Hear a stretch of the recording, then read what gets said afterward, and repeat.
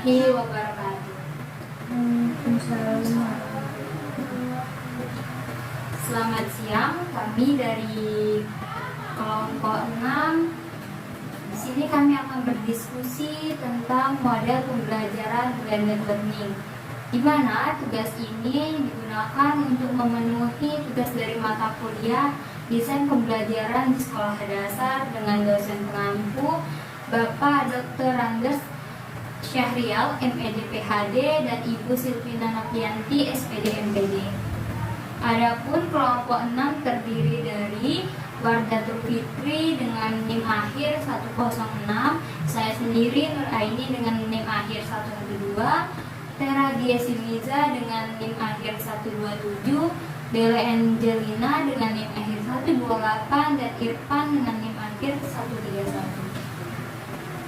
Baiklah, pokok bahasan kita pada kali ini adalah model pembelajaran blended learning, di mana pada kali ini kita akan membahas beberapa hal. Yang pertama adalah konsep pembelajaran blended learning. Yang kedua, karakteristik model pembelajaran blended learning.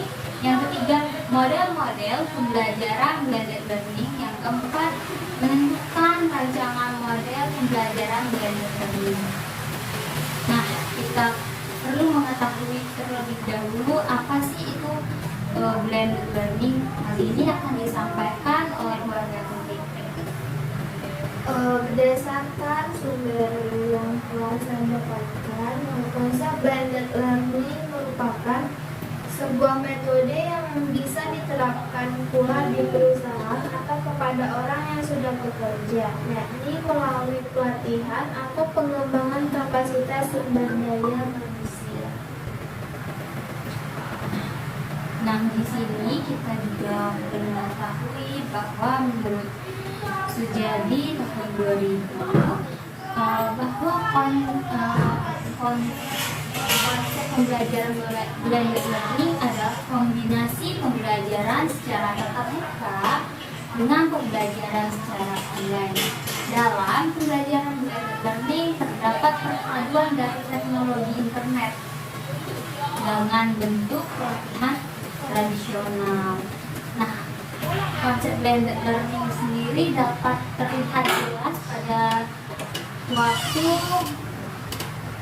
terjadi wabah COVID-19 kemarin. Nah, pembelajaran blended learning ini dapat terlihat dengan nyata waktu kita mengalami COVID-19. Kita pun mengalaminya ya, dimana dengan adanya model blended learning ini kita memang dipermudah untuk melakukan praktek pembelajaran. Jadi mungkin kita hanya sesekali ke sekolah, kita cuma untuk menunggu tugas ataupun kayak mengambil kartu ujian atau membayar keperluan sekolah lah istilahnya. Nah, untuk pembelajaran kita laksanakan secara online dari dulu ada classroom waktu kita masih SMA. Terus kita waktu kuliah pasti menggunakan Zoom, Google Meet, terus juga kita pakai LMS. Nah, jadi memang dalam konsep pembelajaran blended learning ini lebih mudah kita ingat kalau pembelajarannya tuh online, offline, tatap muka dalam jaringan. Nah, jadi cukup jelas ya kalau konsep pembelajaran blended learning ini sangat berpengaruh juga dalam kehidupan kita. Nah, kita juga tahu bahwa di blended learning ini terjadi pergeseran paradigma pembelajaran yang dulu hanya berpusat pada guru. Nah, berubah menjadi berpusat pada siswa. Kita ketahui kan kalau waktu online kan memang guru menyampaikan informasi, namun kalau online kan nggak secara langsung sampai ke kita. Kita sebagai mahasiswa, sebagai siswa tentunya yang mengalami kegiatan pembelajaran ini harus pintar mencari informasi sendiri untuk tambahan kita ke dalam pembelajaran. Nah, pembelajaran blended learning juga dapat meningkatkan hasil belajar dan juga bisa meningkatkan komunikasi antar siswa sebagai objek pembelajaran. Nah, dalam komposisinya pun itu 50% artian ya. Dalam artian misalkan kita kalau kuliah ada 16 pertemuan, 8 pertemuannya kita online, 8 pertemuannya offline. Nah, untuk blended learning ini mungkin kita cukup paham ya, karena kita cukup mengalaminya juga dalam menggunakan atau menerapkan pembelajaran berbasis model blended learning. Nah, setelah kita tahu bahwa pembelajaran blended learning ini adalah pembelajaran berbasis tatap muka dan dalam jaringan, nah, kita juga harus tahu karakteristik model pembelajaran blended learning. Nah, menurut Bella, apa saja sih karakteristik model pembelajaran blended learning ini? Di sumber yang sudah saya baca disebutkan menurut Sekolah Murid Merdeka tahun 2021 bahwa karakteristik model pembelajaran blended learning yang pertama yaitu menggabungkan berbagai cara penyampaian atau pengajaran. Karakteristik ini menggabungkan berbagai macam model pembelajaran konvensional dengan belajar secara online. Metode ini bukan hal baru, namun menggunakan metode belajar atau e-learning. Di metode satu ini, fokus utamanya adalah pelajar diharapkan dapat mandiri untuk bisa bertanggung jawab dan menyelesaikan pembelajarannya. Yang kedua, ada kombinasi pengajaran langsung, di mana karakteristik ini adalah mengkombinasikan pengajaran secara langsung dan belajar mandiri melalui online. Yang ketiga, ada perpaduan cara mengajar dan gaya pembelajaran efektif. Dengan blended learning ini, peserta didik akan semakin termotivasi untuk bisa melakukan kegiatan belajar secara mandiri. Peserta didik juga mudah bertanya di dalam forum diskusi dengan guru maupun dengan peserta didik yang lainnya.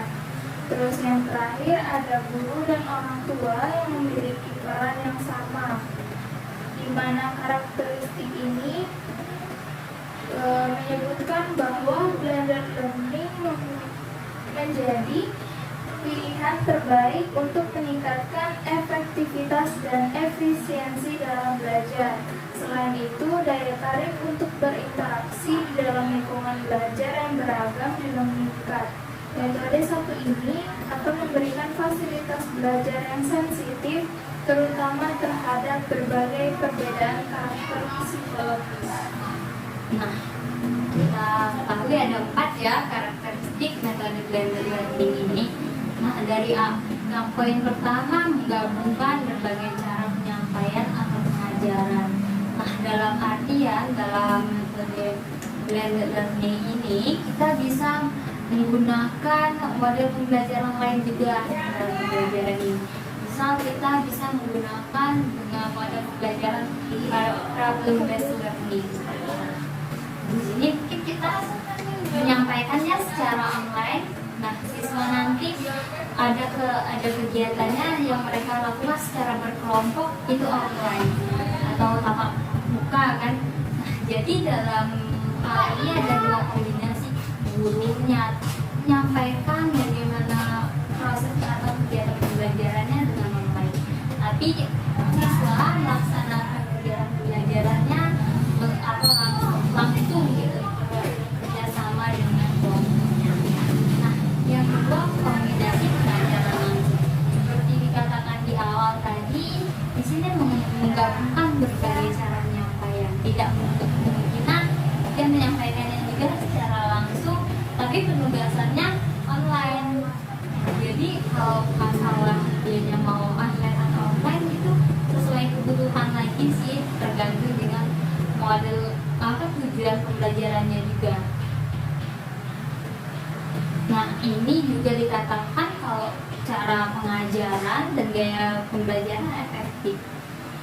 Di sini mungkin karena kita memanfaatkan teknologi, jadi harapannya siswa itu tergugah minatnya, terus termotivasi dengan pembelajaran yang akan kita sampaikan. Nah, di sini guru dan orang tua memiliki peran yang sama. Ini mungkin kita nampak kelihatan waktu kita guru online kan pasti punya adik-adik kita di rumah tuh dikasih tugas oleh gurunya. Namun karena tuh penjelasan gurunya tuh belum terlalu jelas, jadi orang tua mau tidak mau harus ambil membantu juga. Jadi mengambil peran juga di sini orang tua untuk memahami juga materi yang dipelajari oleh anaknya tersebut. Nah, kita akan masuk pembahasan baru. Di sini adalah model-model pembelajaran blended learning. Nah, di sini mungkin akan Tera sampaikan model-model apa saja yang terdapat dalam pembelajaran blended learning. Model pembelajaran dalam blended learning. Sebelumnya, model blended learning ini mampu meningkatkan fleksibilitas dan individualisasi pengalaman belajar para pelajar atau mahasiswa, tetapi juga memungkinkan pengajar untuk mengefektifkan waktu yang mereka habiskan sebagai fasilitator pembelajaran. Nah, berikut beberapa model blended learning.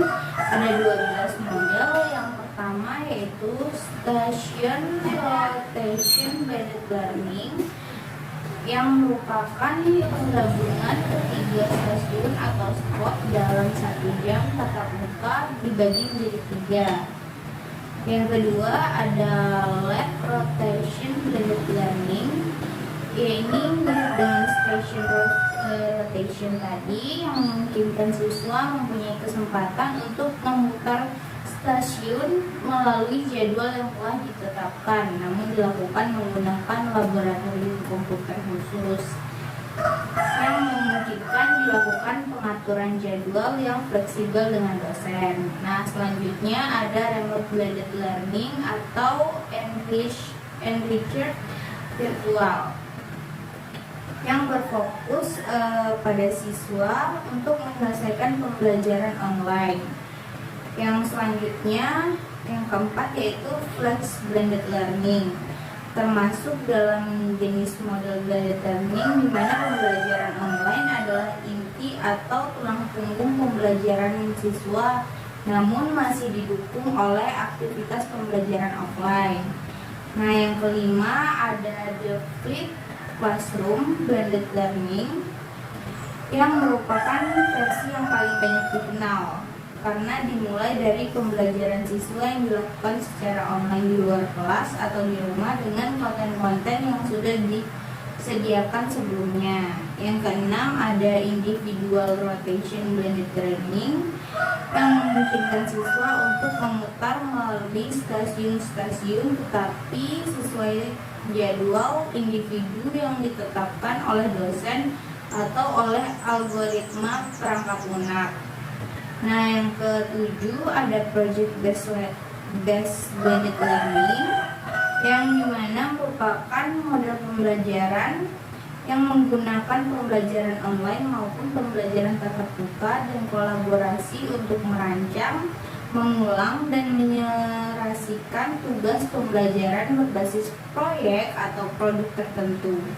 Selanjutnya yang kedelapan ada self-direct blended learning, di mana siswa menjalankan kombinasi pembelajaran online dan tatap muka dalam pembelajaran inquiry dan pencapaian tujuan pembelajaran formal.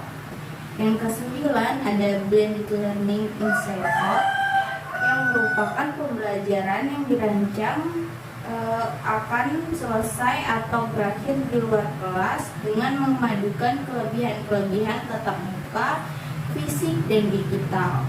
Selanjutnya ada outside in blended learning, yang merupakan pembelajaran yang diawali dengan lingkungan fisik dan digital dan akademik yang biasa digunakan siswa setiap hari, kemudian diakhiri lagi di dalam ruang kelas. Selanjutnya ada supplemental blended learning, di mana dalam model ini mahasiswa juga menyelesaikan pembelajaran online sepenuhnya untuk melengkapi pembelajaran tatap muka mereka, atau pembelajaran tatap muka sepenuhnya untuk melengkapi pembelajaran yang diperoleh secara daring. Dan yang terakhir ada Mastery Based Blended Learning. Di model ini siswa melakukan pembelajaran online dan pembelajaran tatap muka secara bergiliran. Nah, ada hal yang menarik dari model-model pembelajaran blended learning yang telah disampaikan oleh Vera tadi. Nah, kita ketahui di poin yang kelima, the flipped classroom blended learning. Nah, ini paling terkenal karena memang ini umumnya waktu zaman COVID-19 kemarin kita menggunakan model yang ini, jenis yang ini dari blended learning. Dimana di sini kita pembelajaran dimulai dilakukan secara online di luar kelas dengan konten-konten yang sudah disediakan sebelumnya. Artinya gini, karena kita mengalami dosen ataupun guru dia presentasi menyampaikan materi terlebih dahulu, kontennya sudah dipersiapkan, lalu baru kita diberikan penugasan. Atau kalau enggak kita presentasi mandiri, kita mencari materi, terus nanti barulah kita mulai sesi tanya jawab terkait dengan konten yang telah kita siapkan. Jadi memang dalam jenis yang kelima ini tentunya sangat umum dan sangat sering kita gunakan.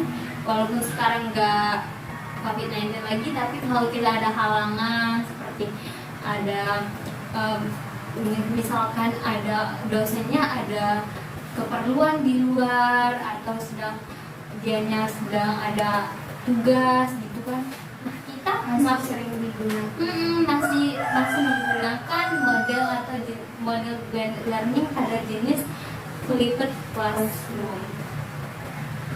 Nah, terus yang ketujuh, poin yang ketujuh, project based blended learning. Nah, seperti yang kita ketahui tadi di awal sempat kita singgung sih, kalau mau menggunakan blended learning bisa juga pakai PBL.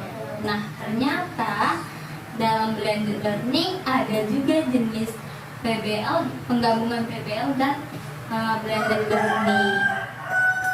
Nah, jadi kita ketahui ya bahwa dalam blended learning ini sebenarnya sangat membantu kegiatan pengajaran dan pembelajaran kita, karena memang kita dimudahkan dengan adanya teknologi, dan juga di sini bisa membuat efisiensi waktu dalam kita harus melaksanakan pembelajaran ataupun kita mau kerja kelompok pun jadi lebih fleksibel dengan menggunakan model blended learning ini.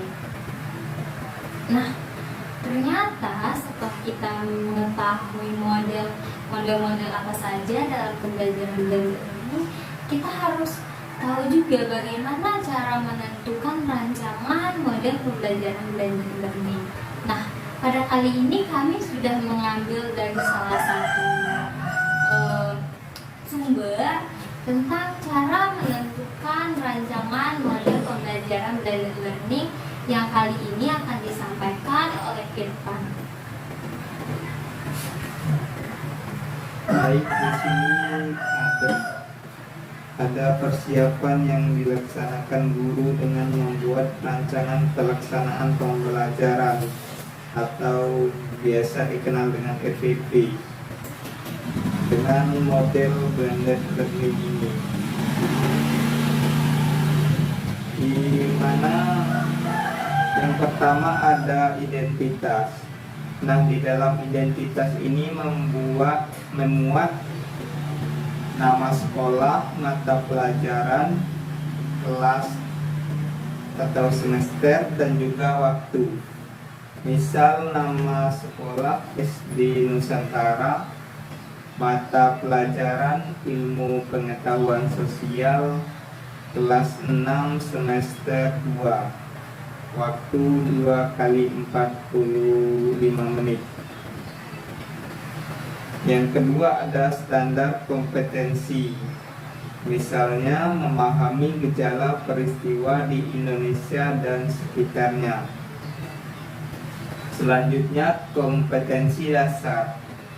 Misal kompetensi dasar 2.1 mendeskripsikan gejala atau peristiwa alam yang terjadi di Indonesia dan negara-negara tetangga. Selanjutnya ada indikator. Misalnya indikator yang pertama menjelaskan tentang peristiwa alam. Indikator yang kedua menyebutkan 3 macam peristiwa alam. Dan indikator yang ketiga misalnya mengidentifikasi peristiwa alam yang ada di Indonesia dengan negara ASEAN. Selanjutnya ada tujuan pembelajaran. Yang pertama, misalnya melalui diskusi dengan teman sejawat, siswa dapat menjelaskan tentang peristiwa alam dengan benar. Yang kedua, melalui tanya jawab tentang peristiwa alam, siswa dapat menyebutkan 3 macam peristiwa alam dengan tepat. Yang ketiga, menggunakan media komputer, laptop atau iPad, siswa dapat mengidentifikasi peristiwa alam yang ada di Indonesia dan negara ASEAN dengan benar. Nah, selanjutnya ada langkah-langkah kegiatan. Langkah-langkah kegiatan ini ada 3 langkah besar. Yang pertama, kegiatan awal. Misalnya guru mengajak para siswa berdoa menurut agama dan kepercayaan masing-masing yang biasa dipimpin oleh ketua kelas.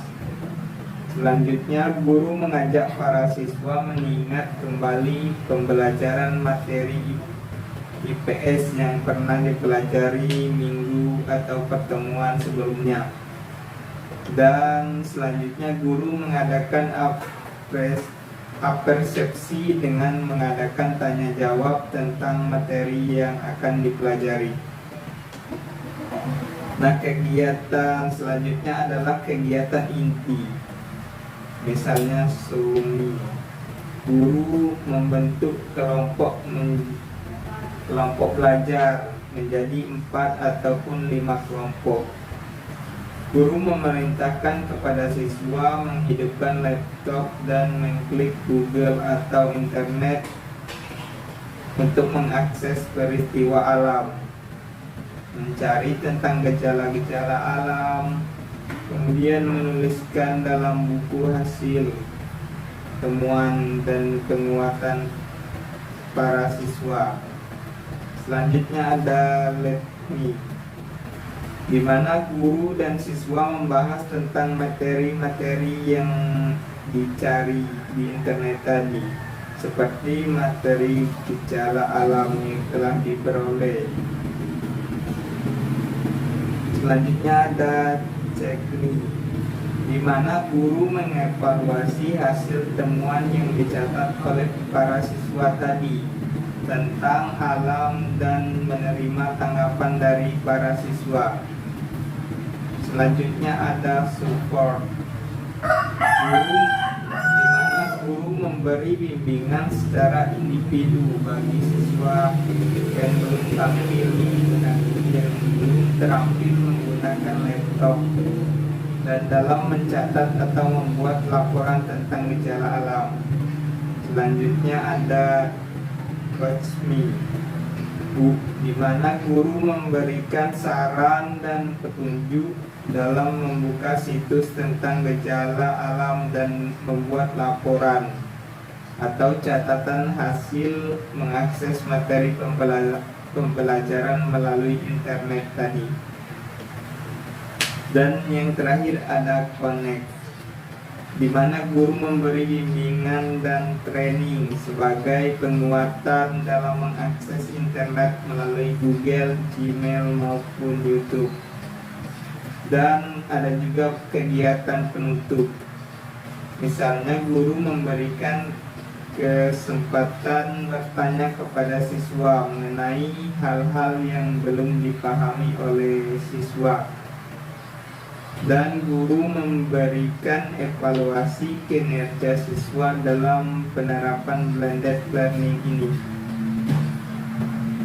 Dan selanjutnya ada kegiatan penguatan. Dalam hal ini siswa tetap berkumpul sesuai kelompoknya dan guru dari meja ke meja melihat hasil connecting dengan Google atau YouTube tentang gejala alam di negara-negara tetangga atau negara ASEAN. Selanjutnya guru memberikan pujian dan mengulas kembali hal-hal yang berhubungan dengan gejala alam. Dan guru juga memberi kesimpulan tentang gejala alam tersebut. Adapun selanjutnya adalah alat dan juga sumber belajar. Contohnya komputer dan laptop, buku pegangan siswa, dan juga internet melalui komputer atau laptop. Selanjutnya ada penilaian, di mana terdapat tes tertulis dan juga tes lisan. Nah, sudah disampaikan oleh Irfan salah satu contoh dalam rancangan model pembelajaran blended learning. Di sini kami menyampaikan bentuk RPP. Nah, setelah kita dengar tadi ternyata ada yang kurang lebih sama RPP cuma. Namun dalam hal ini kita melihat di kegiatan inti ada beberapa istilah asing. Ada show me, let me, check me, support me, coach me, dan connect me. Nah, kita lihat dari show me. Show me ini ikuti petunjuk saya.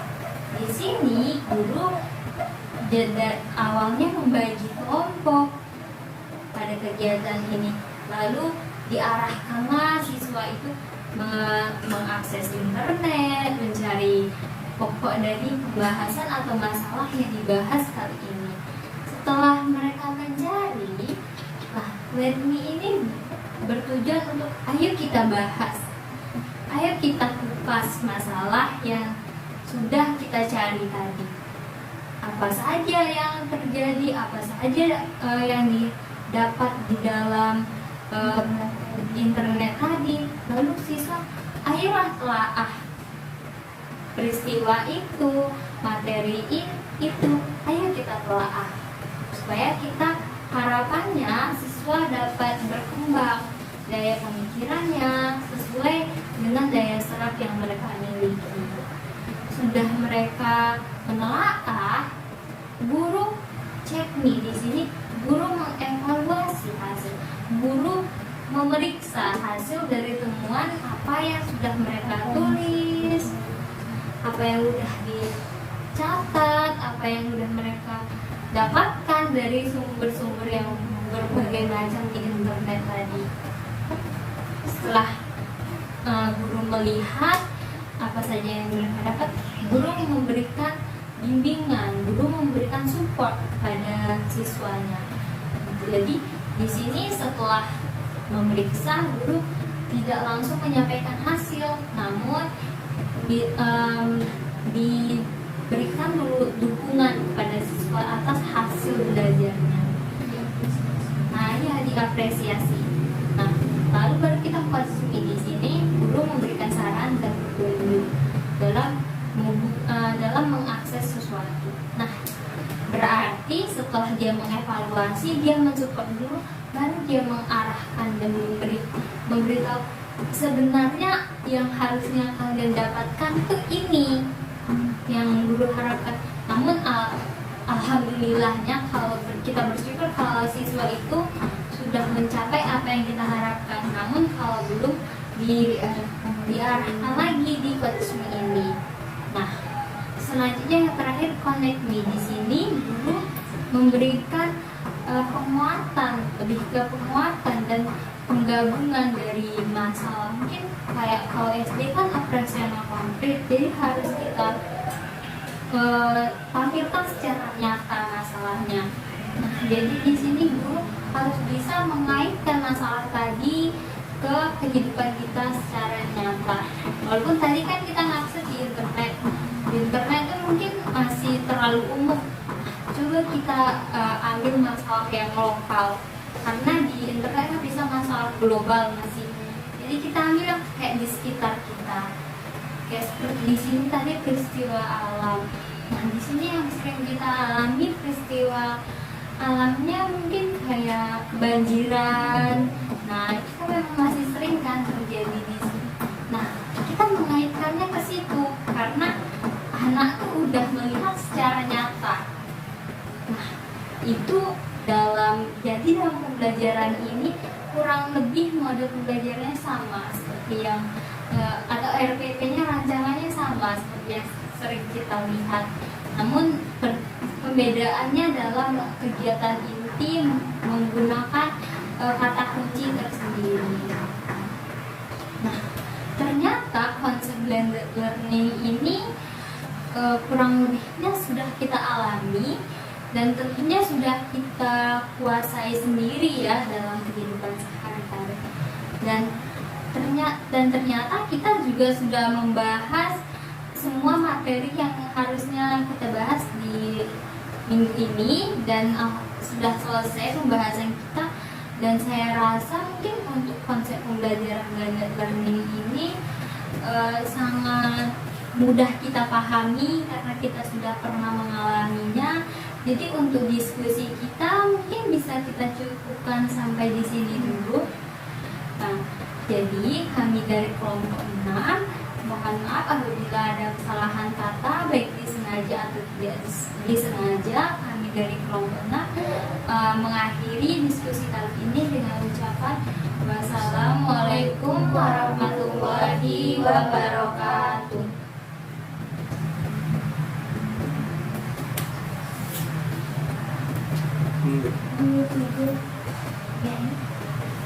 Tadi